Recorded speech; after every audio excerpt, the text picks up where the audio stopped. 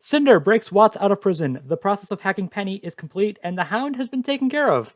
Surprisingly. That and more on today's episode of BrobusCast RWBY Edition. When you don't know where to turn to, and you're sure all hope is gone. When the day you waited for won't come, and dark won't yield to dawn. Trust Lord. Open up your eyes. Trust Lord. The truth is there, but sometimes in disguise. The ways of sin, but we're together, moving toward the light. When we trust in love and open our eyes.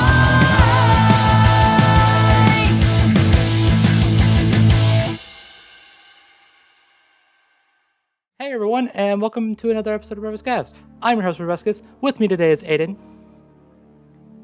We're back, baby! Indeed. And Mate. Guess who's back? Back again. Gotta love. Copyright strike. Not unless you play the actual music. As long That's- as you keep the instrumental out of there, we're good. That's true. I mean, you say that. Didn't Danny vs. Jake get copyrighted because Boomstick sang the theme tunes? Oh my gosh! Don't remind no. me. Hey, Chad, you're Well, that that's good just a happening. singer as Boomstick, apparently. Apparently, Yeah, there you go. silver lining, I suppose. Anyways, hi everybody, we're back. It's been a while, that's for sure. But we're back, and so is RWBY. Well, so let's talk about that. Yay! We're here today to talk about Volume 8, Chapter 8, Dark. Also known as Episode 100. Also known as the possible beginning of the end times, given what happens in the episode. Yeah, I guess. Also, the episode's title is Dark. That's not ominous in any way whatsoever. Oh, totally not. Sunshine and rainbows. No, it's even better because the description is "We're not alone." Didn't know that Ruby had become Resident Evil. Apparently. You know what? Given this episode, it might as well have become Resident Evil. Pretty You much. know what? You have a point. You see, you could tell by our chipper attitudes, we're very excited to be back. Yeah. Anyways, I assume we don't have anything more to add before we get into the actual episode, so I guess let's get into the actual episode. And it opens up with Crow. Okay. I'm not complaining, of course, but like, wow, I did not see that coming. I mean, this isn't the first time an episode started off with Crow. That's this true. volume. That's true. Anyways, yeah, the entire prison cell is basically shaking from loud booming. Well, that's literally what the descriptions put it. It's loud booming. Or the captions, rather, I should say. Those damn kids keeping me up all night with their loud music. You know, funny enough, like when I was recording my reaction, the lead up to it, I had to explain a thing. But I was just talking about loud noise keeping me awake at night. So goddamn appropriate that this is the start of the episode. So there we go. Mate is Crow confirmed. Yeah, because all those explosions, they wake up Crow. And one of the explosions just so happens to burst through the wall and break all of the hard light shields. And that's about all we get. Well, it breaks one of them anyway. And then a crow shows up. Did anyone else think it was a raven? Because, like, for a good second there, I, like, saw the crow and I was thinking, is that Raven? Okay, so I didn't because Yeah, but that's because I had the captions on and it said crow cawing. Okay, for a so split second, that thought did cross my mind. yeah, it's same. Though, but- it makes no sense for Raven just to randomly show up and, like, whatnot. Well, Also, that's- I have seen this detail pointed out. those little feathers on top of Crow's bird form's head, like all stylized and whatnot. Raven's bird form doesn't have that. Ah, well, there you go. So Crow's raven form is cooler. Got it. Yeah, exactly. Yes. Also, this is just not Raven's entry style. She usually just portals in. Like she doesn't just burst down the wall. But also, this means that this is the first time since Volume 6 that we've seen Crow's bird form. And It has been a while since he's used it, hasn't he? Wow, yeah, I did not expect it to take that long. I went through the entirety of Volume 7 being like, alright, so Crow's gonna turn into a bird at some point, right? And no, he doesn't. But yeah, so I guess he just turned into a bird like out of like instinct, I suppose, because everything was crumbling down and an explosion just burst down his jail cell. Yeah. I think this is also like the clearest look we've ever gotten at Crow's like bird form, because it's always been like from a distance, or he's flying away. But like here we get like a close-up shot of what his bird form looks like. And Rooster Teeth still refused to show him actually transforming into this bird form. Yeah, which makes no sense, but okay. It's either he runs off a cliff to do it, he's conveniently behind something, or this happens. Yeah, okay, That's to be why fair, he didn't do this it in is... Volume 7. Okay. He just didn't have the point to go behind anything. Okay, to be fair, this is the more natural-looking off-screen transformation for Crow. Like, he just kind of turned to the bird via explosion. So, also, something I'm just now realizing is that I'm gonna go ahead and assume that no one told Robin that he can do that. That's something I was going to bring up. Is he going to have to explain that to her when she wakes up? He turned himself into a crow. Funniest shit I've ever seen. Oh, dude, Watts doesn't know either. Oh, yeah. Oh, you know what? That could be a thing. Yeah, Well, then again, wouldn't he know that Raven can do it? So he might assume that maybe he can do the same thing. Oh, yeah, you're right. Anyways, although I don't think he was there when she did it. Probably not. Although I feel like that is something Raven would have said. Because she just kind of told that to Yang and Weiss, like, just because she could. So I'd imagine she would have told the people she's working for as well. Or working with, rather. Whatever, you get what I mean. Yeah. Anyways, the entire room gets crumpled down, and that's the last we see of it. The end. Everyone there is dead. No, they're not.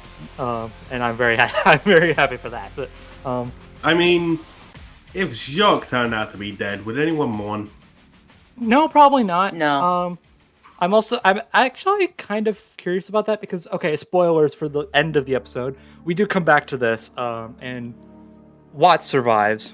We don't see Crow and Robin, and I gotta tell you, when I first saw this episode, holy crap, I could not stop thinking about that. Like, the entire scene was playing, I was like, where the heck is Crow and Robin?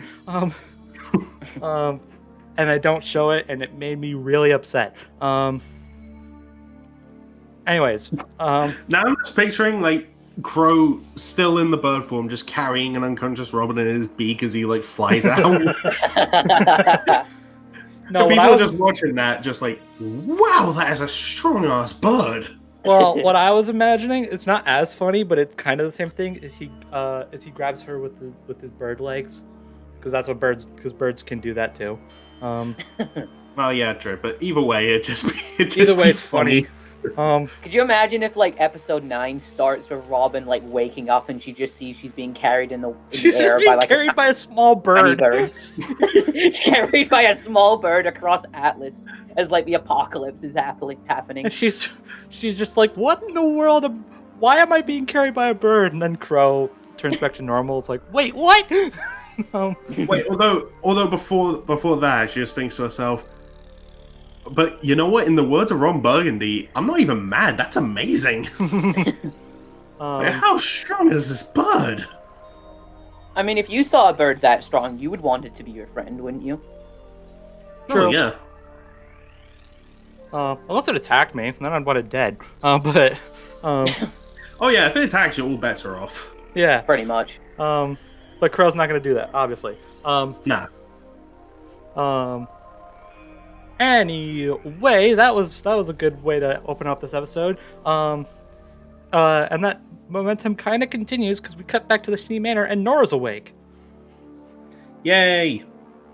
It's about time. Yeah, Klein's treating her, and then Ruby, Weiss, and Whitley carry Penny in. We saw this in the preview on Twitter, but yeah, they're covered in Penny's blood, I want to say. And I just want to say a shout out to Blake for opening the door for everyone. That is a huge help when people are carrying something heavy. Yes, this is true. Very true. Although Blake did not get her hands or her clothes any dirtier by doing it, so, you know, we could tell who was putting in the more effort here. I'm just kidding. Anyway, so yeah, Klein's like, well, I can patch up this wound at least. And I'm like, well, I mean, that's helpful, but like, I don't think you realize she's unconscious, and when she wakes up, she's probably going to attack you. I'm a doctor, not a scientist. Yeah, there you go. I like how there's this entire storm going on, and Whitley does not once question what in the world is going on in Atlas. It's like, wow, okay. I mean, he's 14. He's dealt with everything so far. This is probably just like normal to him. Maybe. Plus, with how long the Grimm whales like been around. True, but like when we saw him for the first time in this volume, he didn't seem to give a crap. Character development. So I don't know if he didn't notice or he just didn't care. Maybe he probably just noticed the whale and everything and off-screen land, processed that, and then Weiss showed up. He got cranky, and then he went through this development where now he's a nicer person, and now we're here. Okay, yeah, we'll go with that. Speaking of off-screen land, though, that's where May's going. No, and also no, she's going to the crater. Because she decided, you know what? Okay, you kids have this. You kids have fun here. I'm gonna go save Mantle. As I watch entire Atlas airships get ripped in half. Yeah, that's definitely not fun. At least she's accepting the fact that they decided to stick around. Although with Penny here and Nora still out of commission, I don't think they really had much of a choice. Yeah. So Yeah. that's so, you know, good on May for being understanding of it all. But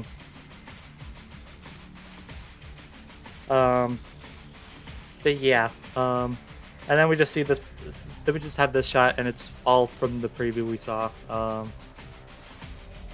Although technically we didn't talk about that. Yeah, I was about to say. Yeah, we didn't mention that. I don't think it was out when we were discussing this episode. So yeah, okay. So Ruby's like really thinking about like, wow, we kind of messed everything up, didn't we? And if you look close, there's tears in her eyes. Indeed, I noticed that just now, actually. And yeah, so it's like, well, what do we do now? Like, we have the crater, we have Nora, we have Penny. The power's now out, which I forgot to mention. The power went out. And then Klein's like, whoa, settle down. Let's take this one step at a time. It's like, well, if you want a good place to start, I could really use the power. And Ruby's like, well, how? Like, how do we get the power on? And then Willow shows up, and I was like, well, we have a generator. It's like, oh, all right, that sounds super easy, right? That can't go wrong in any way. Also, she's still holding a bottle. Girl, put that down. Yeah, please, Willow, just stop. I like her comment. I'm not above drinking in the dark. Like, okay, come on now. Now is not the time for that. It's really not. And then she notices Klein. It's like, oh, hi, Klein. Klein's like, hey. Didn't we fire you, or? Well, Jacques did. Yeah, but he's in prison now, so That's true. anything goes. That's true. He also might be dead, so. That's also true. That's Yeah. also very, very true. We're talking about this while Weiss explains that a lot of the higher-ups at the STC have their own private backup generators just in case of a citywide blackout, which, Oh, that's funny. you know, she's saying it seems a little unfair. That gives Whitley an idea. It's like, well, I can do something about this, right? Yeah.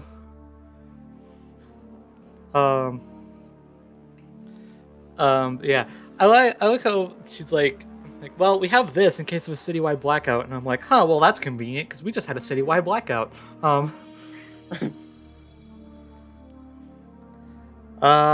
Let's see. I'm actually watching this episode for the second time just for this recording because this episode came out yesterday as we're recording this. All right, well, I guess I'll say it. Yeah. Whitley's planning to use the Schnee Dust Company drones and cargo ships that are just lying around because of the embargo to evacuate people, while the Grimm are dealing with the Atlas military. Yeah. Which, that is a really clever idea. Yep. Yeah, I didn't even consider they could have just used the cargo ships to move people. Yeah. So, good on you, Whitley. Yeah. Yeah. Have a cookie. Character development. I know we keep mentioning like Whitley's like inevitable redemption arc. And yeah, I'd say we're still heading in the right direction. Yeah, I mean, he's saving hundreds and thousands of people, so that's a good start to redemption. Yeah. Obviously, like later in the episode, episode, it does like show that he still needs some work to do, but still. I mean, that was more like snark. True, that's true. Anyways, so yeah, so off they go. Ruby and Blake go off to fix the power. I like how I'm always super happy to see these two together. Yeah, and it's becoming increasingly more recurring now, I've noticed. Like anytime Which is good. Anytime characters need to be paired off, and Ruby just needs someone to be with, it's like, let's pick Blake. Because back in the first 3 volumes, they never had a one-on-one interaction, and it's kind of weird in hindsight. Kind of weird. Yeah, like back then it would be like, okay, so Ruby gets Weiss, or Ruby gets Yang. It was never, ever Ruby gets Blake.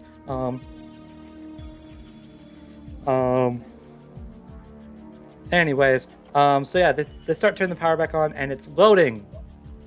That's wonderful. Every time in the middle of a crisis or something important needs to happen, you have to wait for a loading screen.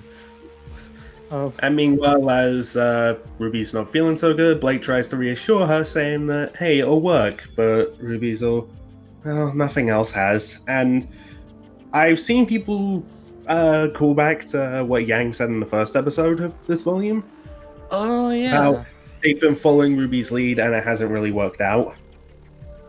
Yeah, I totally forgot about that. I guess Ruby took that to heart. However...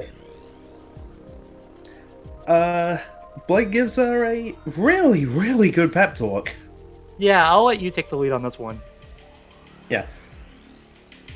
just talking about how Ruby always seems to know what to do, like, well, when they need her.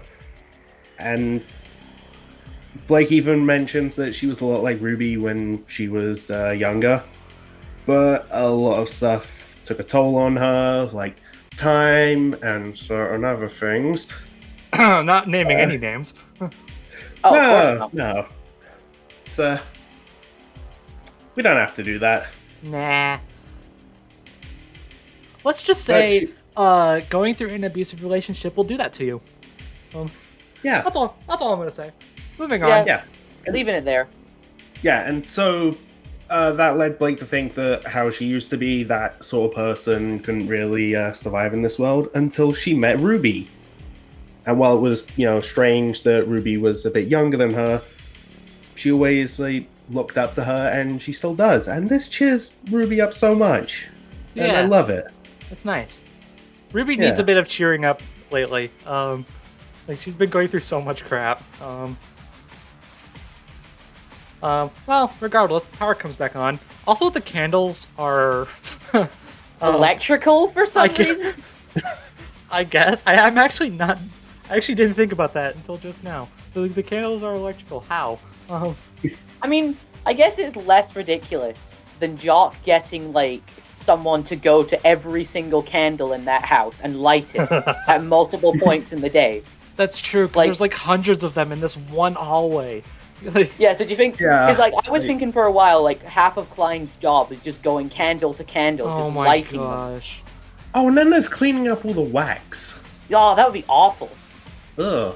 Gross. There are a few candles that don't light up though, so I guess it's selective. Sure, we'll go with that. The important thing is that the computer turns back on. That's good. So Whitley does his thing. Power comes back on, and then the Hound. Well, first Blake's looking all happy, like, yeah, we did it, and then... Also, she does a Superman pose. It's like, Yeah, I okay, noticed that Blake. as well. You know what, considering what's coming, makes sense. Yeah, I'm I guess. talking about the Justice League team up. Yeah. And then yeah, it's the Hound. The Hound just I like love the shot as well, with the Hound just, like, outside the window, just glaring at Ruby. yeah. That is a good shot. Okay, so I need to comment on the captions again. Because so Weiss calls Ruby and Blake. Yo, what's going on? We heard that loud boom. And then she hears like, help us! There's a Grimm that is attacking us. The captions say Ruby says it. It's not Ruby. It's Blake. Bit of a hiccup there. Yeah. Whoops.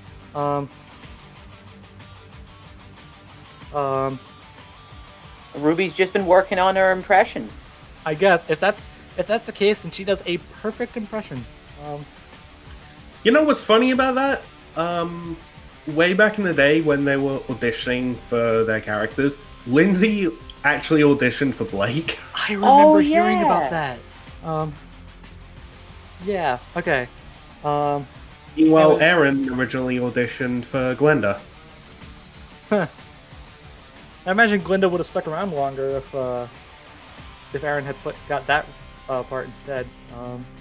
Probably, although I'm actually Yeah. glad Aaron got Blake instead. Oh yeah, 'cause, I mean, yeah, for sure. yeah, he gets to do more. Yeah, for sure.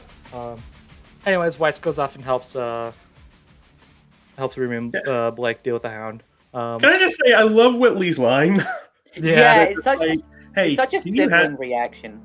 can you handle this? Well, assuming you can handle that.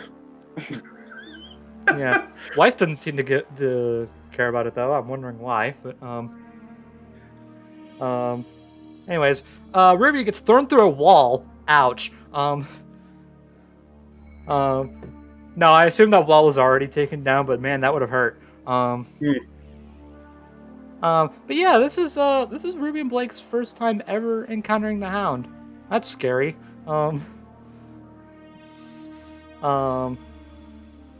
And then Blake goes and says, it's just a Grimm. You sweet Oh, summer boy. child.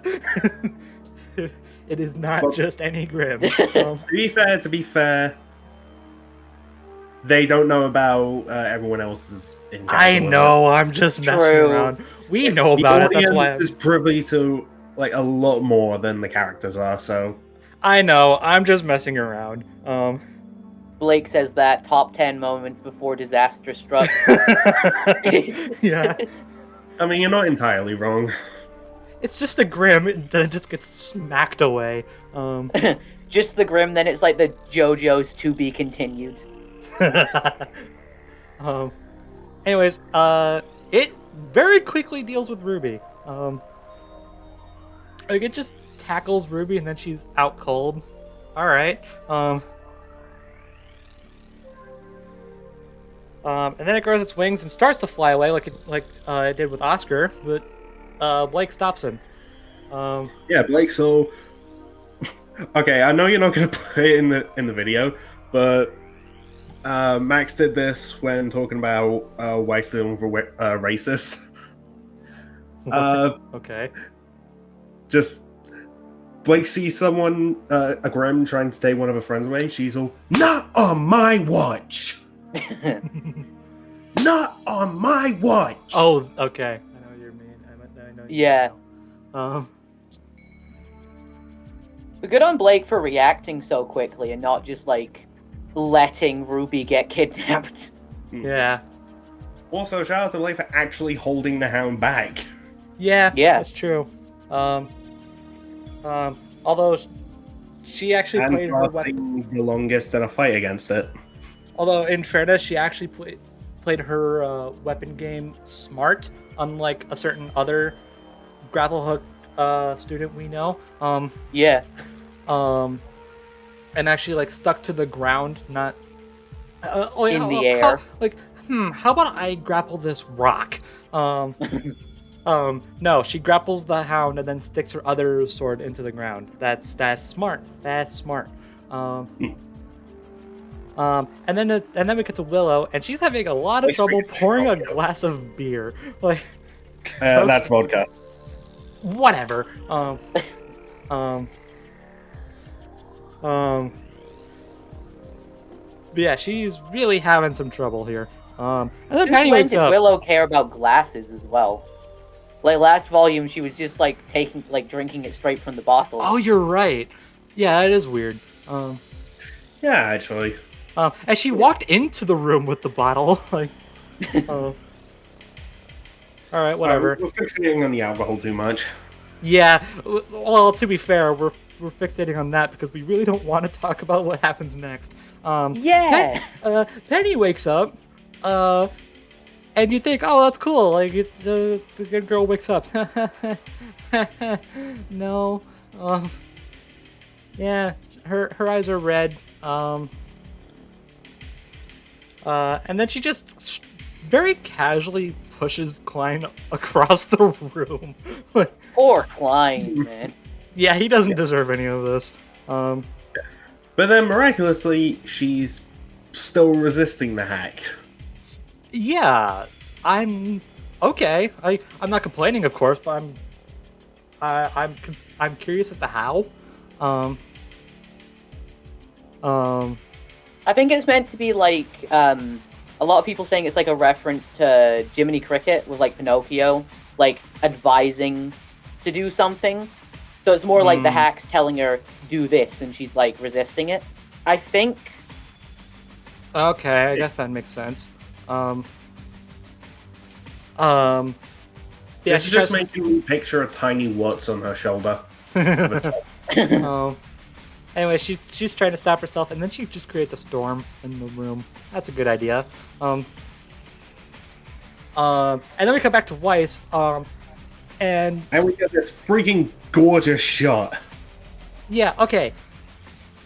What exactly was she trying to? Okay, so she has a new summon. I assume that's a new one anyway. I think. Yeah, I don't believe she's ever summoned a Nevermore. Oh, that's a Nevermore? Okay, that makes sense. I couldn't tell. But ultimately, she can't do it because a bunch of Sentinels show up. take out they not only do they take out the summon, but they also make Blake let go of the Hound. Whoops. But then Ruby wakes up. And the Hound doesn't really get very far because it notices Penny. Yeah. Yeah. And then Ruby wakes up and she realizes just what exactly the Hound is after. And the Hound just drops her and leaves. And this completely destroys Ruby's aura. And then this new Grimm shows up, and it is mad gross. Yeah. Yeah, and I've seen people call back to this from Volume 7 when we first saw those Sentinels, and Yang talks about how disgusting they are. Yeah. This is like that, but like 10 times worse. Yeah, and... Yeah, pretty much. Well, it doesn't happen yet, but Blake has a line that kind of calls back to that. Yeah. Yeah, that's pretty much a good way to put it. Anyways, we're back to Penny. She's still struggling. And then Nora talks to her. And I love how she uses the advice Blake gave her. Yeah. Yeah. Yeah, basically, like, it's just a part of you. Don't forget about the rest. And this seems to talk some sense into Penny. But as we see later, not really. I mean, it works for a while. Yeah, I just kind of wish it worked for ever. A bit longer. And then we see Willow again. She's really trying to get her a drink. And then the Hound shows up again. This thing is just, it just doesn't want to leave everybody alone. By the way, I noticed this in this episode. I think they added like all the like sweat beads to in the animation, because I don't think we've seen those much before, have we? No, I don't think we've seen them much, but they were like a lot more noticeable in this episode, anyways. Yeah, yeah, I think we've seen them before, but not as frequently. Yeah, not as frequently. Yeah. Anyways, Weiss walks in and gets absolutely smacked by the Hound. Well, almost, because she gets a heads up. That's true. She still gets knocked back though. And she gets a heads up because Willow warns her about it. And Weiss is like, remember last volume she mentions that she had a bunch of cameras installed. Yeah, I actually totally forgot about that, but yeah, that's very fortunate of her. Also, I just realized. What's that? Those cameras coming in clutch twice in 2 volumes. Yeah. Well, but Weiss getting knocked into a piano. I saw this in the mangas. Weiss played the piano when she was younger. Oh. Yeah. All right then. So that's a thing. Didn't she also play it in like a RWBY Chibi episode as well? And then she switched instruments, or am I thinking of a different instrument? You know, when they did the Battle of the Bands, I think she did have a keyboard. Oh, a keyboard. It wasn't a piano, yeah.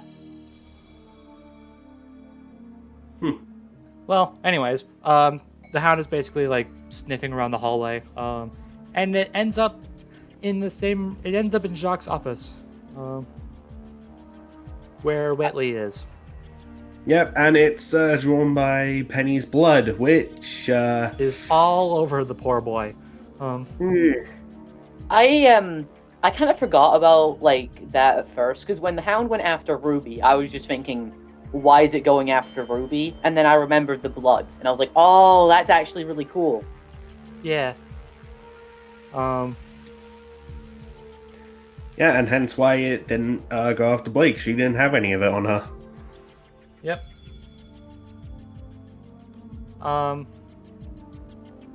And then it starts talking again. It's as you can imagine, it's mad creepy. Yeah.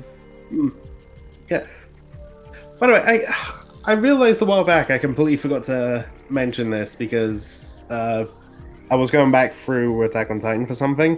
Mm-hmm. You remember when the Hound first spoke and we were all like, wait, what? These things can talk? Yeah. Well, in season 2 of Attack on Titan, same voice actor for the Hound and Crow voices a Titan that speaks. Oh, that cannot be coincidental.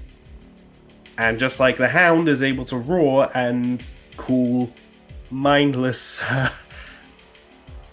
Titans to its location, and even just command them. Huh. Well, all right. I don't know if that was intentional, but it's hilarious. Yeah, like, if it is intentional, I love the reference. If it wasn't, that's, like, an amazing coincidence. Yeah. Like it's even more amazing because, as you said, it's the same voice actor as well. Yeah.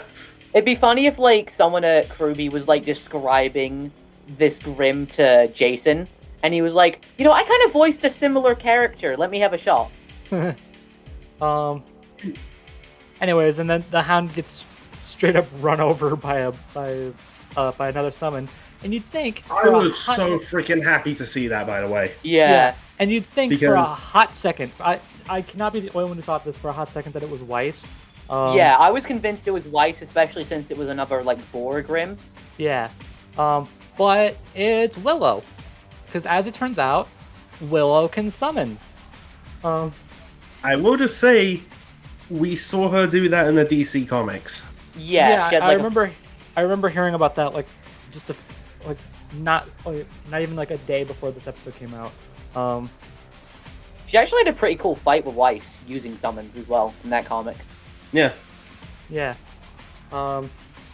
Anyways, Whitley's job is complete now. So now your main job is run for your life. I'm not gonna lie, this scene of them running from the Hound kind of reminds me of Until Dawn. It's like just reminding me of like the characters when they're running away from the Wendigo, and they have to make like split decisions, like Whitley deciding to try and close the door, Yeah.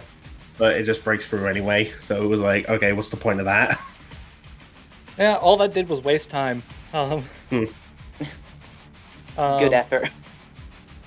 Well, anyways, and just as the Hound is about to leap towards the two defenseless running family, I don't know where I was going with that. It gets stopped by an ice wall. It By just runs. the Beschly. It runs head first Indeed. into an ice wall. Ouch. Unfortunately, this time it doesn't knock out the opponent, unlike with Harriet. That's true. It doesn't. And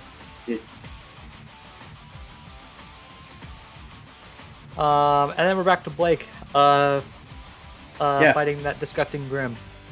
Yeah, this is the line I was talking about. Yeah. Just why did it get more disgusting? Yeah. She's basically calling Ruby for help. Because she's not really like she's not doing awful, but she's not exactly having the greatest time against this thing. She does pretty well though, like especially using her dust clones to good effect. Yeah, she. Yeah. I stopped at the one where like she makes an ice clone and just stabs right through it. I'm like, oh, that's a good image. I'm really glad we're seeing the Sometimes like the that's not dust bad. clones again. Because Yeah. like we've not really seen them for a while, so it's cool to see them used in this sort of way again. Yeah. Also, this is the first episode we actually see Blake really fighting in this volume. Oh, you're right. Yeah. I didn't even notice that, but yeah. Yeah, and then admittedly, this is kind of funny. Like, it just smacks Blake with her own ice clone. But what's not so funny is that it messes up her aura. That's bad. It doesn't break though. It does not break. This is true. But it's a sign that it is about to break. And just as this Grimm is about to eat Blake alive, Ruby steps in and I cuts don't through want it. that image in my head. Yeah. Yeah. So well, luckily thank you you, don't- Ruby, for sparing me from that. Yeah. Luckily, you don't have to imagine that because Ruby steps in and saves her.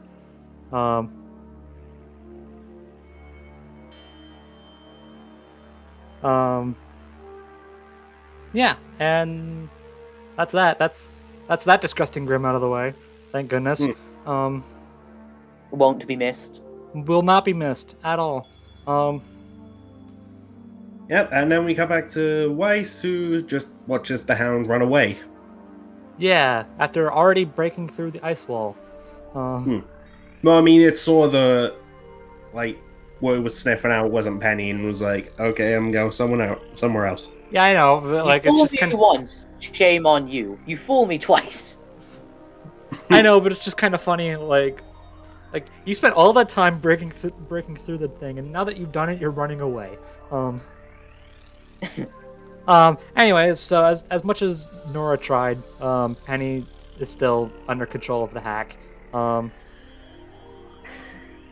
then it just pushes Klein away again. Like, come on, man. Poor Klein.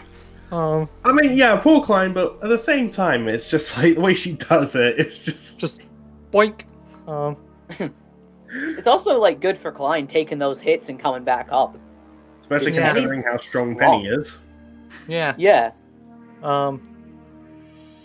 Yeah, and then Penny just walks right past Willow and Whitley. Whitley's like, "Yo, what's up?" And Penny is Oh, wait. like, Can I just say, massive props to RWBY for the way they just anime hacked Penny "Yeah, Yeah. and how freaking unsettling it is. it's pretty unsettling." Yeah, like it's just this like dead, soulless-looking face, and then just frantic robotic movements. Like Like a puppet on strings. Yeah. But yeah, then Penny notes like, "I'm going to the vault, and then I'm killing myself." That's I wanted to throw out.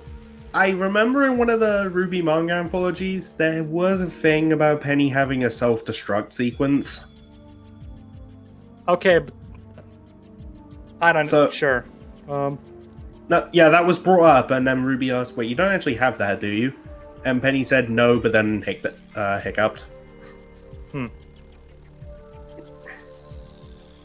And then Penny gets attacked by the Hound.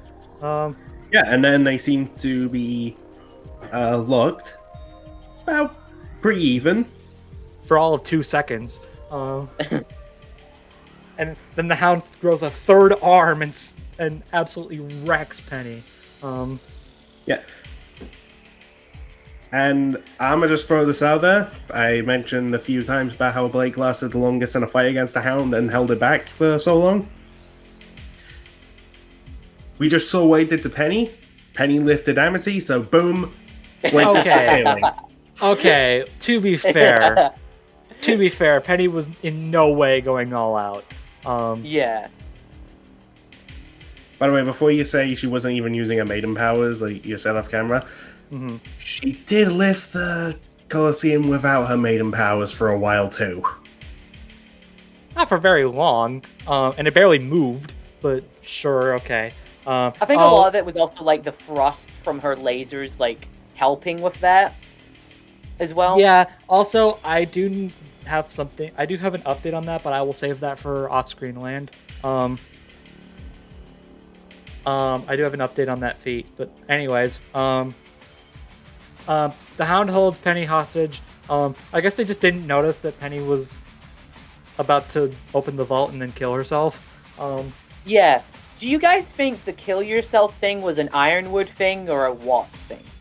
I'm gonna go with Watts. Yeah. Yeah. Because, like, it doesn't really make much sense if Ironwood has a hacked maiden that's completely under his control to just be like, well, you opened the vault, now kill yourself. Yeah. Like, it doesn't really seem smart for him. Plus, well, like we saw earlier this volume, like when Ironwood was calling Penny, like, okay, on one hand he was trying to guilt trip her. But on the other hand, it does kind of show that he still does worry about her, I assume. Yeah, it's kind of like hinted that he still cares for her somewhat. Yeah. And then Ruby decides, you know what? Time to end this. And just silverizes the Hound. Which does not do favors for Penny at all. She just stumbles down the stairs. Hey, you never know. She might have hit her head on a stair, and then that, like, got rid of the hack. No, if that's the case, then the Hound already took care of that. Okay, that too. Like, okay, that's not going to be the end of the hack, because you imagine if it was. No. How funny that would be. Dude, If I she wakes up freaking next wish. episode completely fine. Dude, I freaking wish. But as it turns out, the Silver Eyes didn't exactly work like Ruby wanted it to. Yeah, and then they, oh boy. Oh, this. Yeah, This is the high. If this isn't the highlight of this episode, I don't know what is. Yeah, this is the thing we've like been waiting the most to talk about, I think. Yeah, I'd say so. We finally see who the Hound is. And Well, first of all, we find out that there is a person There is in the a- Hound. In the Hound. there is a person in there. Yes. So who Well, is this I was person? right about the Venom thing, though, so I'm pleased with that. Yes, you were. Good job. So you may be, so anyone who didn't watch this episode, you may be wondering, well, who is the Hound? We've been speculating that for a while. Good question. We don't know. Okay, so first of all, rip the theory that it was Summer. Yes, although I do have something to say after this episode's over. Yeah, I think I'm going to be saying something similar. Um, Also, just because of the way the face of this person is structured, yeah, a lot of people. Yeah. yeah, I thought it was Adam for a split second. Yeah, It's also like the hair is kind of similar as well. a little bit. Once I saw the ears and the eye, we'll get to that later. I was like, okay, that's not Adam. But for a split second, I was like, wait a second. Yeah. I wasn't like, I didn't outright say like, wait, is that Adam? But in my mind, I was like, wait a minute, what? But no, it's not. Could you imagine the response from people if it was, though? Dude, imagine Yeah, that. God, it would start the whole like Adam debate and No, BS all I don't want to over go through again. that again. So I'm kind of sorry to all the Adam fans that had the hope of him coming back be taken away, but I'm also glad that that whole debacle isn't getting started up again. Yeah, I'm kind of in the same boat.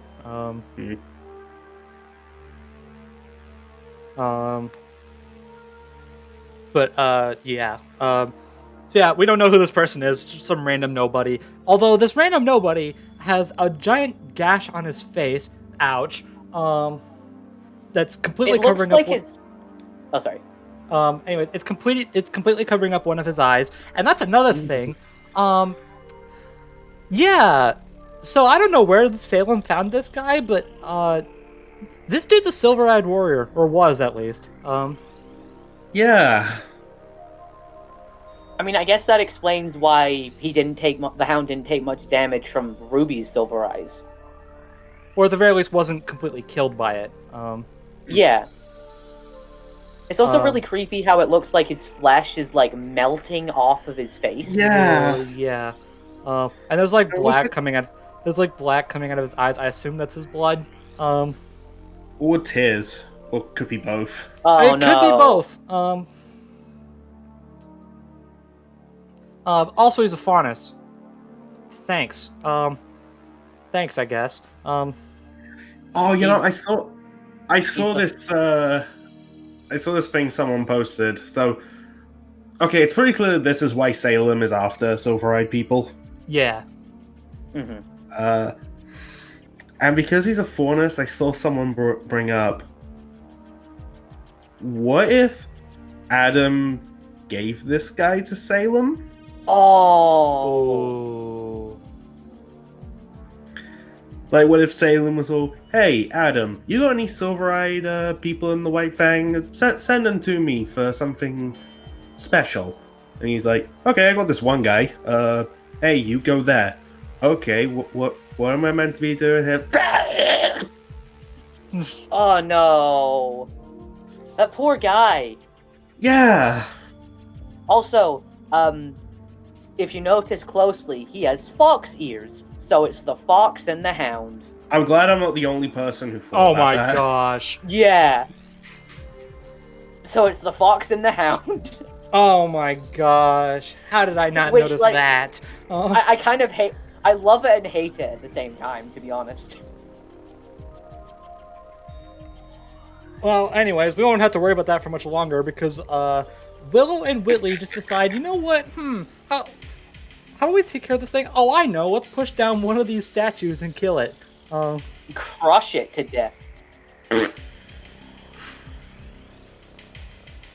And to their credit, it works. Yeah. I mean, which, by the quite way- surprised that like a 14-year-old boy and an alcoholic woman pushed that thing over like the banister, but like good for them. Yeah. Also, can Willow summon the Hound? Oh my gosh. That would be Because amazing. she technically Oh my did gosh. kill I it. didn't even think about that. Because she did kill it technically.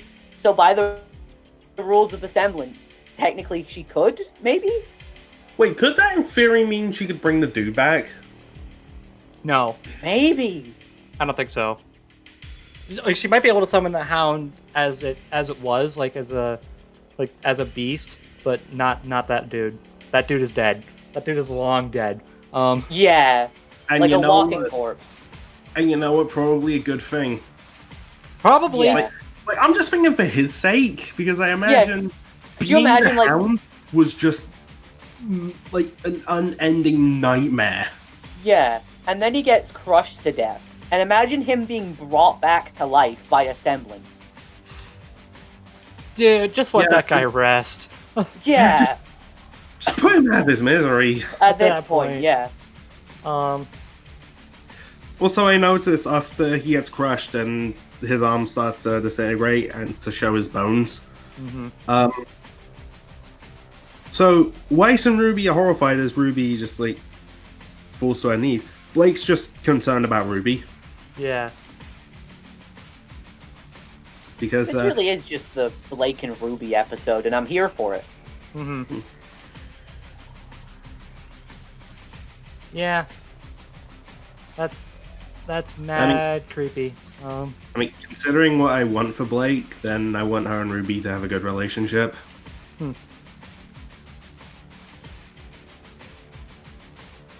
But yeah, this is kind of the first time that Ruby is directly involved with the. with the murder of someone. Well, I wouldn't really. Well, I guess. That's kind of what it is. Assisting murdering someone, I guess? Sure. By the way, yeah, so this beast that completely soloed Team Joyride and kidnapped Oscar gets killed by an alcoholic and a 14-year-old kid. I know, it's kind of anticlimactic. To be fair, that's after it was weakened by the Silver Eyes and I distracted know. by Yeah. the rest But of just Team like- Ruby. I kind of wish it would have died in a more climactic way, but I think this is probably better, like, for story's sake and narrative-wise. Yeah. Yeah, like the whole point of Plus- this scene is just like for Ruby's like horror realizing, oh, this was a person, Yeah. not Yeah, just and Grimm. she actively tried to kill another human being. Mm-hmm. Hmm. Yeah. Plus, actually, you know what? No, I'll get to that after the episode.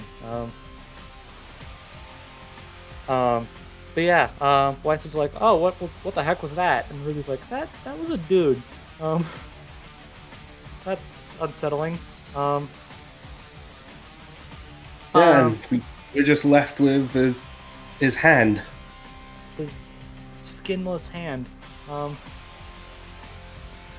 No, that's not creepy at all. Thanks, RWBY. Some way to end off. Except that isn't where we end off, because we cut back to the jail cell and there's Cinder. You know what? In theory, I kind of think the episode should have ended with the Hound's death. Honestly, yeah.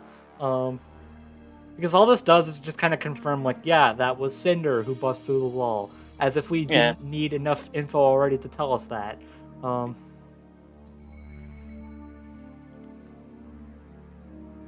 Then she just flies by a couple Atlas guards and leaves. Yeah, just Iron Man style.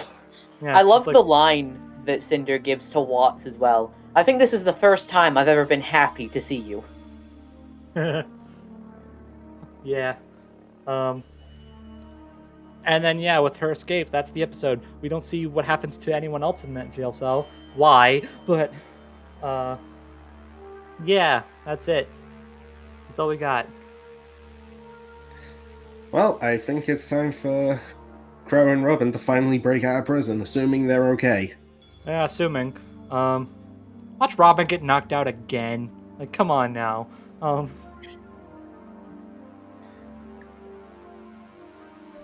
Yeah, that would kind of suck. But yeah, that was. Thanks for the anxiety rush, RWBY. Definitely needed that to start off my day. But yeah, all joking aside, though, this is a good episode. I like it. Oh yeah. Oh, definitely. Um, This episode just brings up so many questions as well. yeah, like first off, who was that guy? Who was the dude in the Hound? We all kind of Is expected there more it. hounds? Like we all kind of expected. Yeah, that's another thing. We all kind of expected it to be someone we know, and then we see him, and it's like, wait, who's this dude? Like the entire time after the Hound had died, I was like, is someone gonna fill me in? Like, who the heck was that? And no one fills me in. Thanks a lot, guys. Really appreciate it. Oh god, could you imagine, like I mentioned the whole idea of like Adam giving Salem this guy. What if Blake brings up she recognized him? Oh, and then we get a flashback or something, yeah. Oh boy. Oof, Yeah. that'd be quite horrifying. Yes, it would. But yeah, that does bring up a big question though. That Aidan already alluded to. Is there more hounds? Yeah. I'm gonna go with yes. Yeah, And I hate it. Yeah. There might be at least two more. I say two specifically because one, Fill Summer, me in. and the other, you guys know the book Fairy Tales of Remnant? Oh, yeah. I remember someone mentioning this in a video they did about this chapter. Yeah, there was a story in there about a silver-eyed girl who like fought to protect all these people, and this guy fell in love with her, like got better at fighting, made her a cool weapon, went to her hut one day, the door was broken off its hinges and her weapon was just lying there. Oh, right. And he has no idea what happened. I was thinking that you were going to say Maria's dad for a second there. Okay. You know, I wasn't thinking about that, but Because we don't really know what happened to her dad. And because he was looking into a lot of, like, silver-eyed warrior stuff. Maria mentioned back in Volume 6 and tried to learn about them. So maybe that caused him to encounter Salem? possibly. Maybe. I don't know. And hey, this shows what would have happened to Maria if she didn't beat Tok. You know, what That's would true. happen to Ruby if she got captured?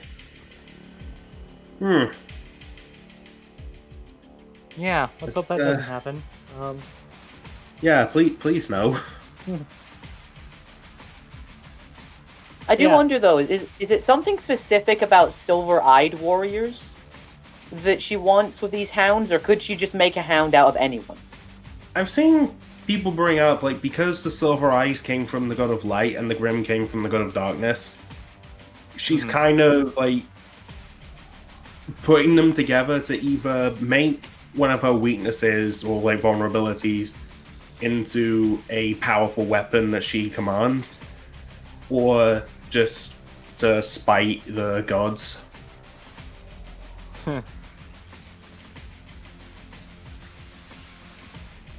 Yeah, that sounds about right. I don't know. I mean, maybe she can make a hound out of a random dude that doesn't have anything special about him. But maybe she just chooses not to. But yeah. Yeah, that's unsettling. And you know what else I just realized? How will this affect RWBY in her future fights? It's like, well, that Grimm was a person. What if other Grimm are people? I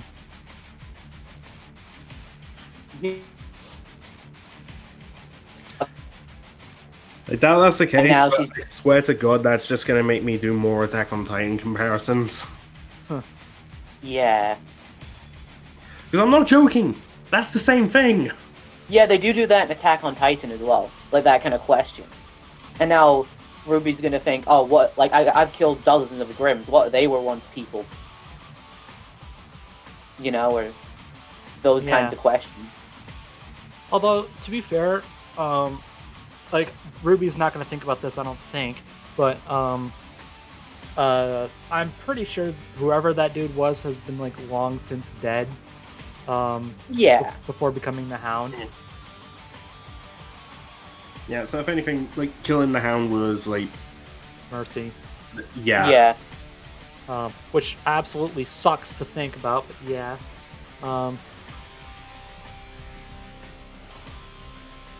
Could you imagine there's like a second Hound on Salem's base, and that's the one that's Summer, and Yang encounters it? Yeah, I was about to say, like, this may be confirmed that this specific Hound was Summer, but that doesn't mean that idea isn't in play anymore.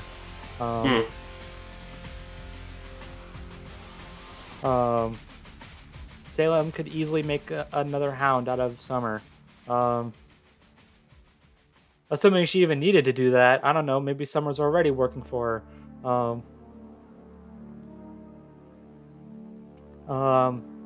I don't know. I don't like thinking that way, but that's... I mean, we also just don't know what happened to Summer in general. Yeah, that's also true.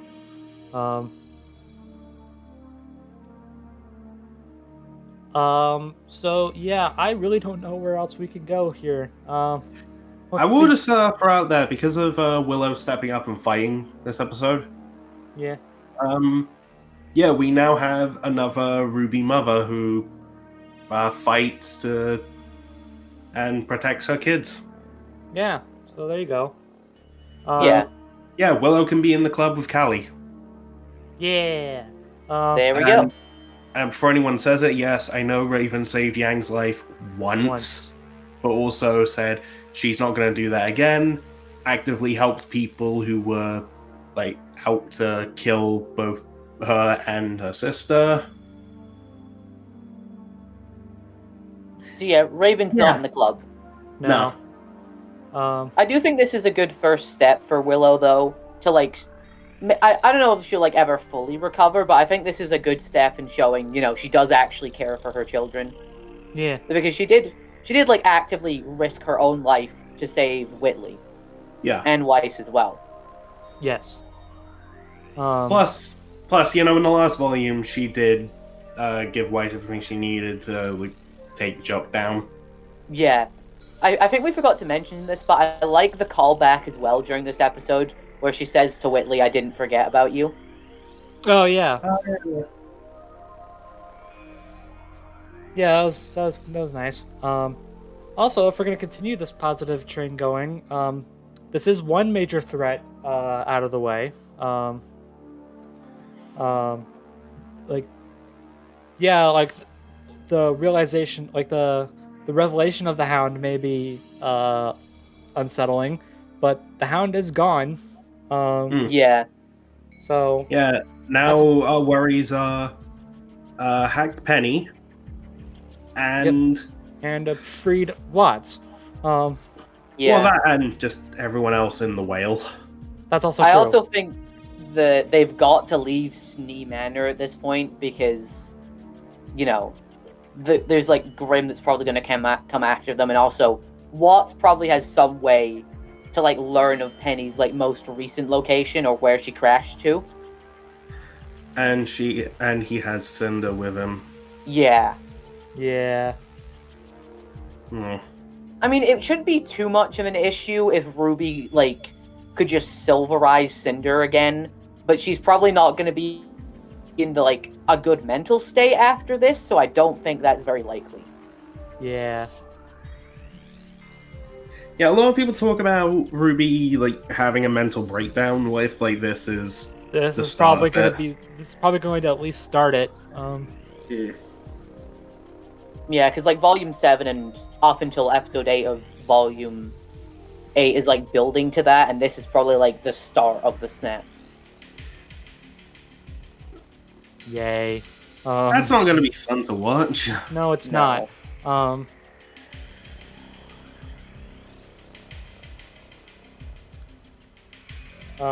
So, yeah, great. We're still not in a great position right now. That's just great. Get going, everybody. Yeah. Yeah. And That's pretty much it, I think.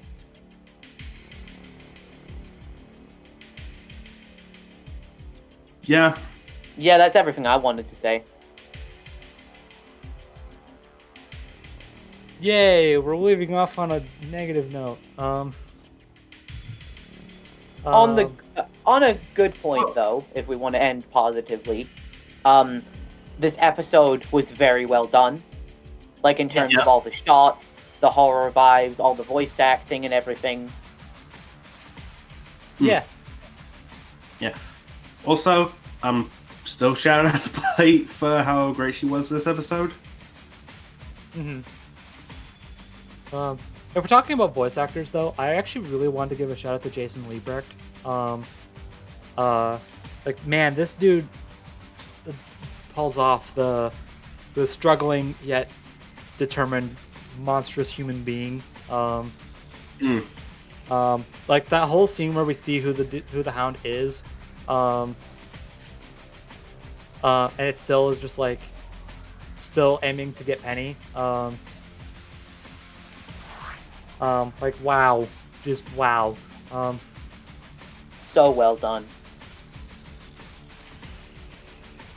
I also wonder if we do get another Hound in the future, will Jason be voicing it, or does it depend on the person inside?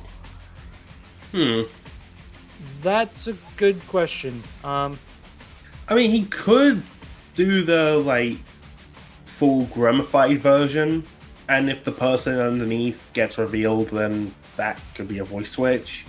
Yeah. Or it could just be like a different voice actor entirely. Yeah. Yeah, it's possible.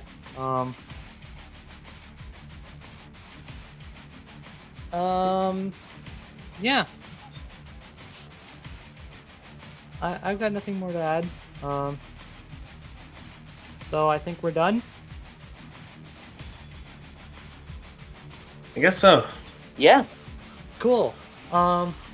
So yeah, that's gonna be it for us today. So thanks for watching, and we'll see you guys next time. Bye, everybody. Bye.